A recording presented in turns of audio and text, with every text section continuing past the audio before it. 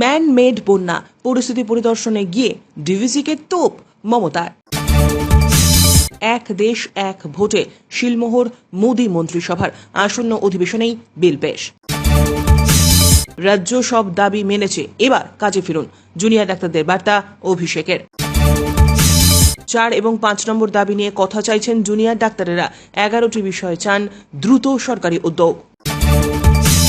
রাত দখলের নামে মদ্যপান মহিলাদের, ফের বিতর্কিত মন্তব্য রাজ্যের এক মন্ত্রী। ভাইরাল অডিও কাণ্ডে কোন যুক্তিতে গ্রেপ্তার সিপিএম যুবনেতা কলতান, রিপোর্ট তলব হাইকোর্টের। বিক্ষিপ্তভাবে বৃষ্টি হতে পারে কয়েক জেলায়, আপাতত ভারী বৃষ্টির সম্ভাবনা নেই রাজ্যে। প্রতিদিন নিয়মিত খবর শুনতে চ্যানেলটি সাবস্ক্রাইব করুন। আসছি বিস্তারিত খবরে। লাগাতার বৃষ্টি ও ডিভিসির ছাড়া জলে বন্যা পরিস্থিতি তৈরি হয়েছে রাজ্যের বিভিন্ন জেলায়।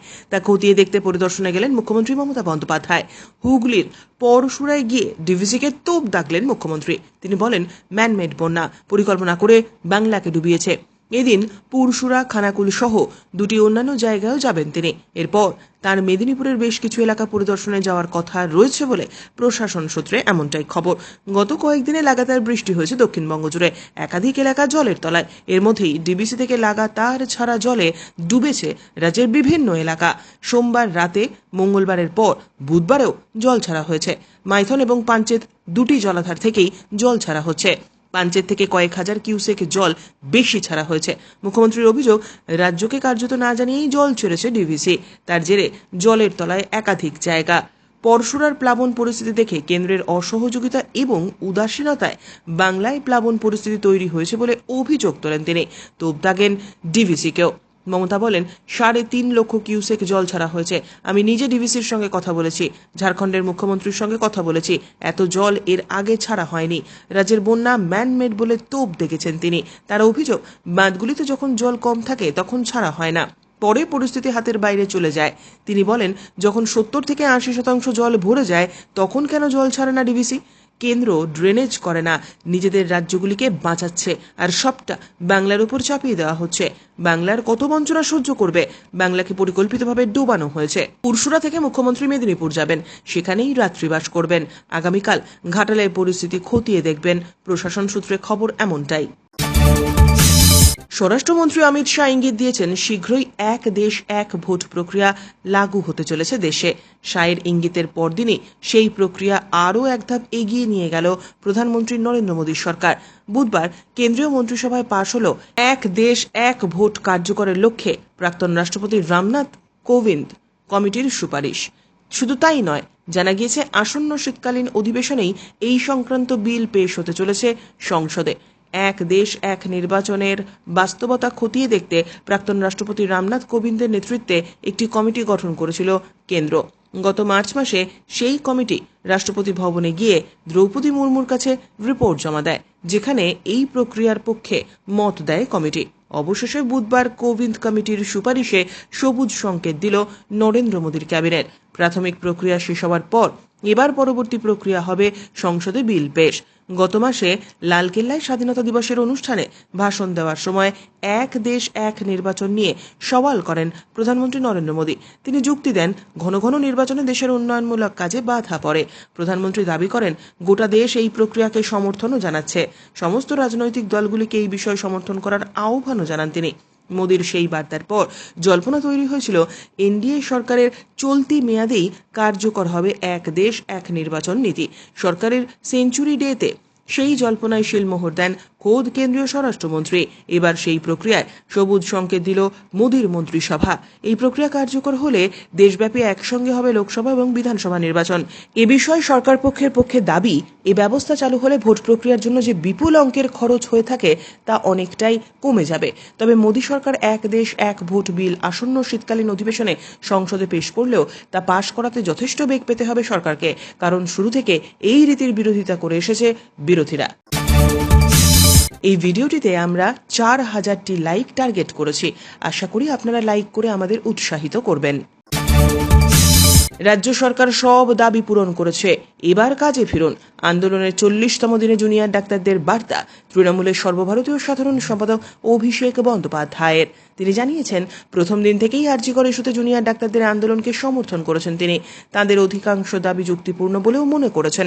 তাদের সেই দাবি অনেকাংশে মেনেও নিয়েছে রাজ্য, কিন্তু এবার আম জনতার কথা ভেবে কাজে যোগ দিন ডাক্তারেরা, চাইছেন অভিষেক।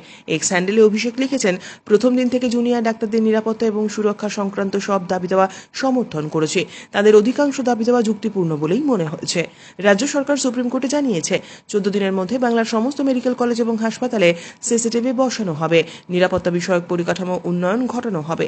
একই সঙ্গে রাজ্য সরকার তাদের দাবি মেনে কলকাতা পুলিশ এবং স্বাস্থ্য দপ্তরের একাধিক শীর্ষ কর্তাদের বদলিও করেছে। তারা আজই এরপর সৌজন্য দেখিয়ে জুনিয়র চিকিৎসকেরা কর্মবিরতি তুলে কাজে ফেরার কথা চিন্তা ভাবনা করুন। জনগণের জন্য রাজ্য সরকারের সঙ্গে সহযোগিতা করে কাজ শুরু করা উচিত। পরিবর্তনগুলি অবিলম্বে কার্যকর করতে টাস্ক ফোর্সের উদ্যোগকে খতিয়ে দেখা উচিত। এর পাশাপাশি সিবিআই এর তদন্তের অগ্রগতি নিয়েও প্রশ্ন তুলেছেন তৃণমূল সাংসদ। লিখেছেন, সিবিআইকে জবাবদিহি করতে হবে, দ্রুততার সঙ্গে দোষীকে শাস্তি প্রদান করতে হবে, কোনো অপরাধীকে যেন রেহাই না দেওয়া হয় তা নিশ্চিত করা অত্যন্ত প্রয়োজনীয়। খোঁচা দিয়েছেন সাফল্য নিয়েও। তার দাবি, সিবিআই এর রেকর্ড নিজেই কথা বলে। গত 10 বছরে তারা একটিও তদন্ত সম্পন্ন করেনি। শেষে লেখেন, ন্যায় বিচার বিলম্বিত হলে তা ন্যায় বিচার অস্বীকার করার সমান। প্রিয় দর্শক বন্ধু, আমাদের খবরগুলি আপনাদের ভালো লাগলে অবশ্যই লাইক করে দেবেন, এতে আমরা আরো উৎসাহ পাই। 5 দফা দাবির অনেকগুলোই মেনে নিয়েছেন মুখ্যমন্ত্রী। পুলিশ এবং স্বাস্থ্য প্রশাসনের 4 কর্তাকে বদলি করা হয়েছে। তারপরেও কর্মবিরতি তোলেননি জুনিয়র ডাক্তারেরা, ওঠেনি স্বাস্থ্য ভবনের সামনে ধর্নাও। আন্দোলনকারীদের যুক্তি, তাদের শেষ দুটি দাবির মধ্যে রয়েছে হাসপাতালের পরিকাঠামো বা নিরাপত্তা সংক্রান্ত দীর্ঘমেয়াদী ক্ষেত্রের সরাসরি সম্পর্ক। এই দুটি ক্ষেত্রে এখনো কোনো সুনির্দিষ্ট পদক্ষেপ বা পরিকল্পনার প্রতিশ্রুতি তারা পাননি। এ নিয়ে আলোচনা চেয়েই বুধবার সকালে তারা ইমেল করেন মুখ্য সচিব মনোজ পান্তকে। পান্ত সেই ইমেলে সাড়া দিয়ে টাস্ক ফোর্সের সঙ্গে বৈঠক ডেকেছেন বুধবার সন্ধ্যাতেই। পান্তকে পাঠানো ইমেলে তারা জানিয়েছেন, 5 দফার মধ্যে চতুর্থ এবং পঞ্চম দফার দাবির এখনো সমাধান হয়নি। এই 2 দফার মধ্যে 11টি বিষয়ের উল্লেখ রয়েছে। 4 এবং 5 নম্বর দাবি দীর্ঘমেয়াদী ক্ষেত্রে সবচেয়ে গুরুত্বপূর্ণ বলে মনে করেন আন্দোলনকারীরা।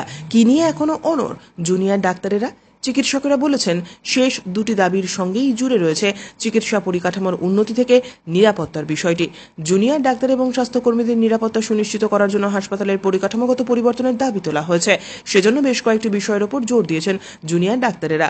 অন ডিউটি চিকিৎসকদের জন্য শৌচাগার এবং বিশ্রাম কক্ষের ব্যবস্থা, পর্যাপ্ত সিসি ক্যামেরা লাগানো, প্রয়োজনীয় নিরাপত্তারক্ষীর বন্দোবস্ত করার কথা বলেছেন তারা। এছাড়াও চিকিৎসকদের জন্য 24 ঘন্টা ক্যান্টিন খোলা রাখার দাবিও জানানো হয়েছে। একই সঙ্গে চিকিৎসকদের ওপর রোগীর আত্মীয়দের হামলার বিষয়টি নিয়ে উদ্বেগ প্রকাশ করা হয়েছে। সরকারকে এই বিষয়ে পদক্ষেপ করার দাবি জানানো হয়। হাসপাতালগুলিতে রোগী রেফার করা নিয়ে সুনির্দিষ্ট কোনো ব্যবস্থা নেই, তাতে নানা সময় বিভ্রান্তির সৃষ্টি হয়, তা দূর করারও দাবি জানানো হয়েছে। পাশাপাশি বিভিন্ন মেডিকেল কলেজের শীর্ষ পদ থেকে স্বাস্থ্য পরিষেবার সঙ্গে যুক্ত নন এমন ব্যক্তিদের অপসারণের দাবিও তোলা হয়।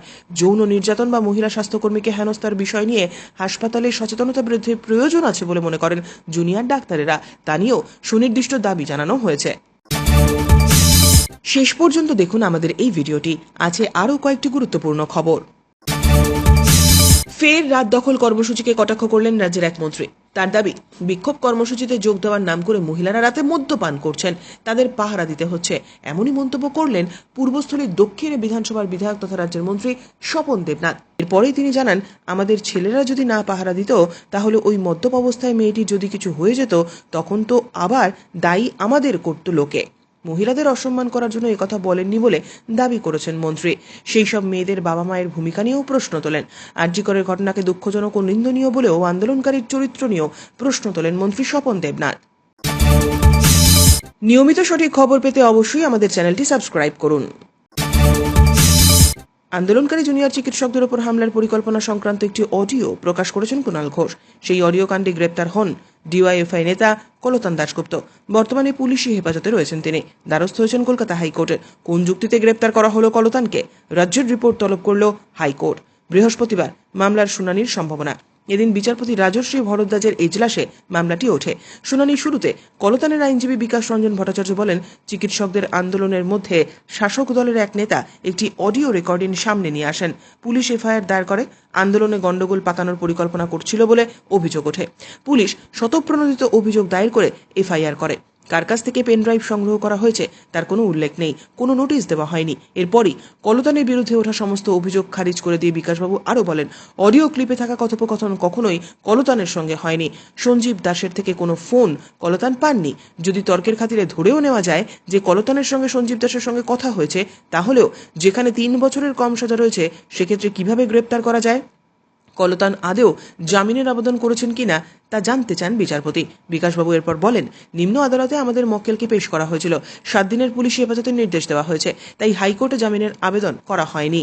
গ্রেপ্তারি প্রসঙ্গে বিচারপতি এরপর বিস্ময় প্রকাশ করে বলেন, কেউ যদি আমাকে ফোন করেন এবং আমি যদি ফোন ধরি, তাহলে যিনি ফোন করেছেন তিনি তার যা ইচ্ছে বলতে পারেন, তার উপর তো আমার কোনো নিয়ন্ত্রণ নেই। আমি তো ভয় পাচ্ছি, তাহলে কি কোনো অপরিচিত নাম্বার থেকে ফোন আসলে ধরতে পারবো না?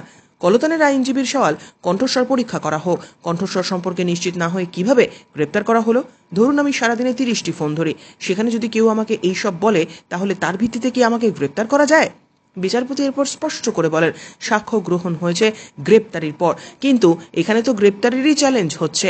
এখনো পর্যন্ত যে তথ্য প্রমাণ আছে তার ভিত্তিতে কাউকে গ্রেপ্তার করা যায়? আপনাদের বক্তব্য থেকে বোঝা যাচ্ছে প্রথমে আপনারা সঞ্জীব দাসকে গ্রেপ্তার করেন, তার বয়ান রেকর্ড করেন, সেখান থেকে কল রেকর্ড খতিয়ে দেখেন এবং তারপর কলতান দাশগুপ্তকে গ্রেপ্তার করেন। রাজ্যের আইনজীবী দাবি, ধৃত 2 অপরাধ স্বীকার করে নিয়েছে। বিচারপতি প্রশ্ন করেন, ধৃতরা কি পরিকল্পনা করেছিলেন তারা হামলা চালাবে যাতে রাজ্যের আইন শৃঙ্খলা নিয়ে প্রশ্ন ওঠে, তাই তো? কলতান দাশগুপ্তর অপরাধের কোনো পূর্ব ইতিহাস আছে? আইনজীবী বিকাশ রঞ্জন ভট্টাচার্য তখন স্পষ্ট জানান, না। রাজ্যের সওয়াল, কেউ প্রথমবারের জন্য কোনো অপরাধ করতেই পারে, সঞ্জীব দাসকে গ্রেপ্তারির এফআইআর কোথায় তা নিয়ে প্রশ্ন করেন বিকাশ রঞ্জন ভট্টাচার্য। তবে রাজ্যের দাবি, ধৃত 2 জন হলেও এফআইআর একটি। আগামীকাল এ বিষয়ে রিপোর্ট পেশ করবে রাজ্য। আপনি কোন জেলা থেকে আমাদের এই ভিডিওটি দেখছেন অবশ্যই কমেন্টের মাধ্যমে জানাতে ভুলবেন না। আপাতত ভারী বৃষ্টির সম্ভাবনা একেবারেই নেই। বিক্ষিপ্তভাবে 2-1 জায়গায় হালকা বৃষ্টির খুব সামান্য সম্ভাবনা। ক্রমশ বাড়ছে তাপমাত্রা, এমনটাই জানিয়েছেন আবহাওয়া দপ্তর। মেঘলা আকাশ ও বৃষ্টির কারণে দিন এবং রাতের তাপমাত্রা স্বাভাবিকের নিচে নেমে গিয়েছিল, ফের স্বাভাবিক ও তার উপরে উঠছে পারদ। বাতাসে জলীয় বাষ্প থাকায় আর্দ্রতাজনিত অস্বস্তি ক্রমশ বাড়তে চলেছে। শনিবার পর্যন্ত বৃষ্টির সম্ভাবনা কম। দক্ষিণবঙ্গের শুক্রবার কয়েক জেলায় বজ্রবিদ্যুৎ সহ বৃষ্টির সম্ভাবনা। বৃষ্টির সম্ভাবনা থাকবে 2 চব্বিশ পরগনা, 2 মেদিনীপুর এবং ঝাড়গ্রাম, এই 5টি জেলায়। উত্তরবঙ্গের পার্বত্য এলাকায় বজ্রবিদ্যুৎ সহ হালকা বৃষ্টির সম্ভাবনা রয়েছে। বাকি জেলায় বৃষ্টির সম্ভাবনা নেই বললেই চলে। মূলত পরিষ্কার আকাশ, কোথাও আবার আংশিক মেঘলা আকাশ। কলকাতার পরিষ্কার আকাশ, আবহাওয়ার উন্নতি হবে। শনিবার পর্যন্ত বৃষ্টির সম্ভাবনা কম থাকবে। 2-1 পশলা হালকা বৃষ্টির সামান্য সম্ভাবনা রয়েছে।